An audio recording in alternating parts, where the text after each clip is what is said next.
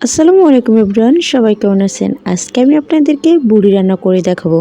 যে কোনো বুড়ি রান্না আমরা সবাই অনেকে পছন্দ করি, তবে এই নিয়মে বুড়ি রান্না করলে ভীষণ মজা হয়, কোনো গন্ধ থাকে না। তো তাহলে চলুন দেখা যাক কিভাবে গন্ধ ছাড়া পারফেক্টভাবে বুড়িটা রান্না করতে হয়। ফার্স্টে আমি এখানে আগেই থেকে পরিষ্কার করে নেওয়া কিছু বুড়ি নিয়ে নিলাম। বুড়িগুলো আগে হালকাভাবে ফুটিয়ে পরিষ্কার করে নিয়েছি। বুড়ি পরিষ্কার করা অবশ্য আপনারা সবাই জানেন। ছোট ছোট পিস করে বুড়িগুলো পানি দিয়ে পরিষ্কার করে নিলাম ভালোভাবে।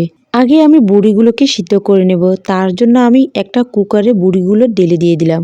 এখন 1 টেবিল চামচ লবণ দিয়ে দিলাম, সাথে 1 টেবিল চামচ করে হলুদের গুঁড়ো মরিচের গুঁড়ো দিয়ে দিব। বুড়িগুলো বাগার দেওয়ার সময় যখন বেশি পরিমাণে পেঁয়াজ ব্যবহার করা হবে, তাই এখন আমি খুব অল্প পরিমাণে পেঁয়াজ ব্যবহার করলাম। আদা রসুন আমি একসাথে ব্লেন্ডার করে নিয়েছি, সে আদা রসুনের পেস্ট দিয়ে দিলাম 3 টেবিল চামচ। এখন আমি মোট 4 টেবিল চামচ বাটা মশলা দিলাম। এই বাটা মশলাটা আমি বাঁশপত মশলা দিয়ে তৈরি করে নিয়েছি। হাত দিয়ে ভালোভাবে মশলার সাথে বুড়িগুলো মেখে নেব। মেখে নেওয়া হয়ে গেলে এখন আমি এখানে দিয়ে দিলাম 4 টেবিল চামচ সয়াবিন তেল। তেলগুলো দেওয়ার পর আবারও ভালোভাবে মেখে নিচ্ছি। বুড়িগুলো আমি কুকারে সিদ্ধ করে নিচ্ছি। ঢাকনা দিয়ে কিছুক্ষণ ঢেকে রাখার পর পুরোপুরি ব্লকটা চলে আসছে। বুড়িগুলো এখন আমি নেড়ে চেড়ে দিচ্ছি। বুড়ির গায়ে থেকে কিছু পরিমাণ পানি বের হয়ে গেছে। এই পানির মাধ্যমে ভালোভাবে কষানো হয়ে যাবে। আবারও কিছুক্ষণের জন্য ঢাকনা দিয়ে রেখে দিলাম। পানিগুলো পুরোপুরি শুকিয়ে গেছে। আগে কিছু আমি পানি ফুটিয়ে নিয়েছি, সেখান থেকে ফুটন্ত গরম পানি দিয়ে দিলাম 3 থেকে 4 কাপ। আপনারা যারা রাইস কুকারের পরিবর্তে চুলায় পাত্রের মাধ্যমে সিদ্ধ করবেন, সেক্ষেত্রে পানির পরিমাণটা আরও বাড়তি দিবেন। 15 মিনিটের মতন ভালোভাবে কুক করে নিয়েছি। এখন কিন্তু বুড়িগুলো খুব সুন্দরভাবে সিদ্ধ হয়ে গেছে। দেখুন কালারটা কতটা সুন্দর হয়েছে। চাইলে আপনারা এইভাবে সরাসরি রান্না করেও খেতে পারবেন, তবে এইভাবে সিদ্ধ করে ভাগা দেওয়ার ফলে বুড়িগুলো অন্যরকম মজা হয়। এখন অন্যদিকে চুলায় আমি একটা ফ্রাই প্যান বসিয়ে দিলাম। বুড়িগুলো ভাগার করে নেব।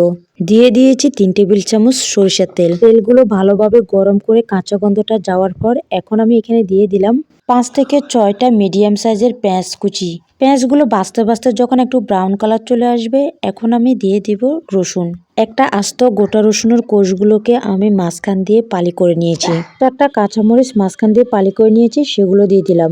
রসুনের কোষগুলো এইভাবে পালি করে নেওয়ার ফলে খুব সহজে সিদ্ধ হয়ে যায়। 3টা এলাচ, 4টা লং, 3টা তেজপাতা দিয়ে দিলাম। ছোট্ট একটা চামচের 1 টেবিল চামচ গরম মশলার গুঁড়ো দিয়েছি। পেঁয়াজ, রসুন, কাঁচামরিচ, গরম মশলা ভালোভাবে ভেজে হয়ে গেলে সিদ্ধ করে নেওয়া সবগুলো গুঁড়ো দিয়ে দিব।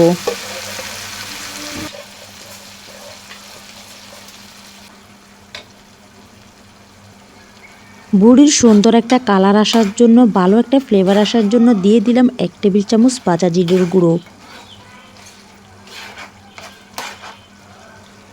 পানিগুলো হালকা শুকিয়ে আসার পর বুড়িগুলো নামিয়ে নিতে হবে। চুলোর আঁচটা কমিয়ে বুড়িগুলোকে আমি ভালোভাবে ভেজে নিচ্ছি।